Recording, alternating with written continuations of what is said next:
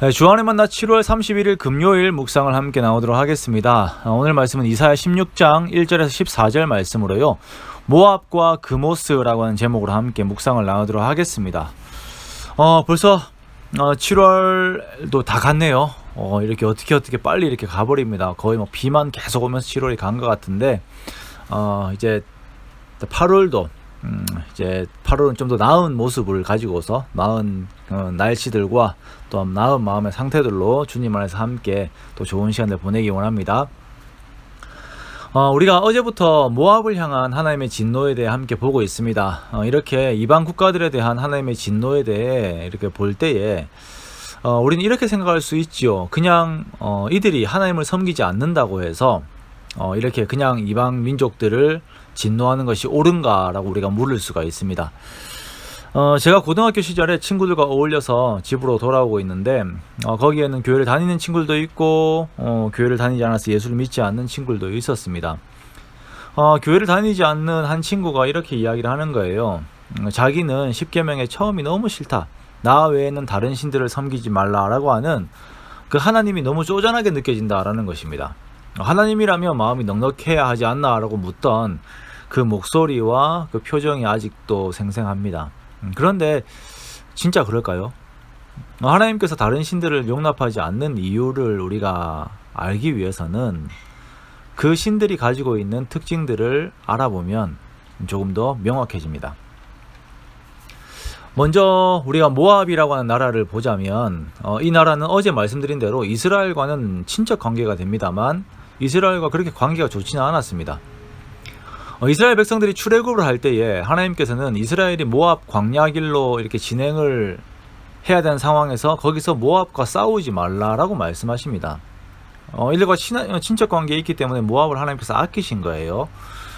그러나 모압과 주위의 국가들은 스스로 위협을 느끼고 모압에 있던 그 왕의 대로로 지나가기를 요청하는 그 이스라엘 백성들의 요구를 거절합니다.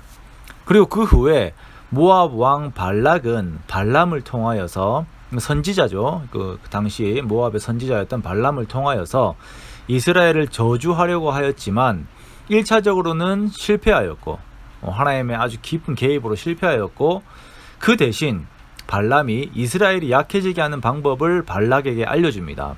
그러므로 이 방법대로 하니까 이스라엘 백성들이 모압 종교와 관계를 가지면서 그 종교 행위에 있는 우상 숭배와 음행에 빠지게 되는 큰 일이 일어나게 되는 것이에요. 이 죄악으로 말미암아 이스라엘의 수령들이 목을 메어 죽임을 당하게 되고 전염병이 돌아서 24,000명이 죽게 됩니다.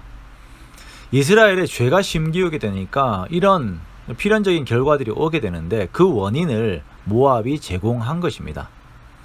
그리고 어제도 말했듯이 솔로몬 역시 그 아내 중에 모압 여인을 맞이함으로 인해서 당시 국제적인 관례상 그모스 신전을 예루살렘의 동쪽 산에 만듭니다. 그리고 자기도 함께 분향해요.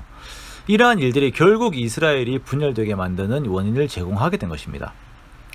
솔로몬이 하나님과의 언약을 깨뜨림으로 인해 태평성대가 무너지고 왕국이 분열되고 하나님 나라가 약해져 버리게 된 것입니다. 이 모압은 고대로부터 남북으로 뻗어있던 무역로 때문에 자연적으로 부의 혜택을 많이 누리던 국가였습니다. 그러다 보니 이러한 부가 교만과 향락의 삶을 추구하게 만들었죠. 게다가 외세 침략도 거의 받지 않아서 그 교만은 상당했습니다. 이러한 교만과 폭력, 약탈이 있던 모압을 하나님께서 징벌하시고자 하는데요. 그래도 하나님께서는 이사야를 통해서 3년의 유예 기간을 주시면서 회개할 기간을 주십니다.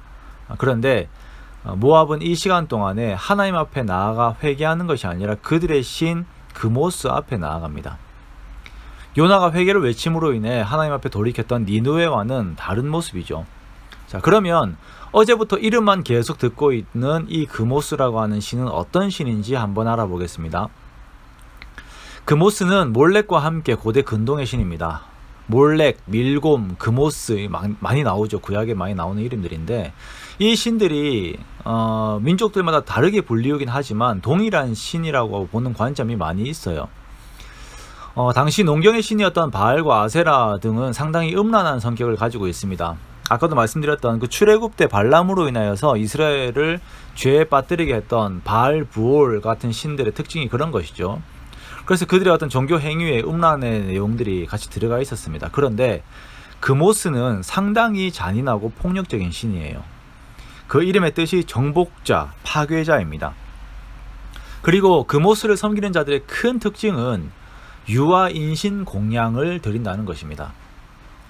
그모스 우상의 모습을 보면은 편손을 앞으로 딱 내밀고 있는데요. 양손을 내밀고 있어요. 그런데 이 손은 뜨겁게 달궈져 있습니다. 이 뜨거운 손 위에 아기를 올려서 태워 죽입니다. 자, 왜 이런 짓을 하는 것입니까? 어떤 위험 앞에서 자기들이 살아남고자 아기를 대신 죽이는 거예요. 인신공양이라고 하는 것이 이런 것이죠. 보통 위기가 있을 때 자식을 대신해서 목숨을 내어놓는 것이 부모입니다. 이것이 보통 하나님께 주신 마음이에요. 그런데 이 자기가 살고자 이 아기를 바쳐요. 예수님께서는 어린아이들을 불러서 천국은 이러한 자들의 것이다 라고 하시면서 축복하셨죠. 근데 모압은요, 이러한 아기들을 불태워 죽였어요. 유다도 보면 아하스의 때에 전쟁의 위기가 오자 이방 민족들을 따라서 그 아들을 불 가운데로 지나게 합니다. 그러니 하나님께서 이러한 행위들을 너무나도 가증하게 여기시는 것이에요. 신을 달래기 위해서 또는 전쟁에서 이기기 위해서 잘 먹고 잘 살기 위해서 아기들을 태워서 바치는 이러한 민족들을, 이러한 행위들을 하나님의 공의 아래에서 징벌하지 않고 그냥 그들의 고유 풍습으로 인정하고 받아들이는 것, 이것이 가능할까요? 모든 종교가 옳다, 모든 종교의 끝은 모두 구원이 있다라고 주장을 하려면 각 종교들에서 말하는 도덕률의 기준이 동일해야 합니다. 적어도 모든 종교들이 성경에서 말하는 천국을 이야기를 하려면 성경에서 말하는 만큼의 도덕의 기준만큼 도덕의 기준이 올라와 있어야 돼요. 신명기 4장 8절에 오늘 내가 너희에게 선포하는 이 율법과 같이 그 규례와 법도가 공의로운 큰 나라가 어디 있느냐라고 하나님께서 말씀하시잖아요. 우리 하나님과 하나님의 율법의 기준이 이러합니다. 세상의 속성과 하나님의 말씀을 함께 비추어 보면 하나님의 거룩하심이 얼마나 위대한지 너무나도 뚜렷하게 대비됩니다. 특히 나 자신을 하나님의 말씀 앞에 비추었을 때에 나의 죄악과 더러움, 그리고 그 중에서 주신 은혜가 얼마나 가치 있는 것인지 정말 너무나도 뚜렷하게 이렇게 나타나게 되죠. 그러기에 우리가 성경 통독을 하든지 아니면 매일 조금씩이라도 하나님의 말씀 앞에 나를 노출시켜서 하나님의 거룩을 계속적으로 맛보아야 하는 것입니다. 모압이라고 하는 나라, 어떻게 보면 이들은 그냥 세상의 한 민족이었지만 이들이 짓고 있는 죄는 하나님 앞에서 용납될 수 없는 성격이었습니다. 그러므로 문화와 이 세상의 흐름이라고 하는 당위성으로 나를 포장하는 것이 아니라 오늘도 주님 앞에서 겸허하게 나를 낮추고 은혜 받은 자의 삶을 살아가는 우리가 되어야 할 것입니다.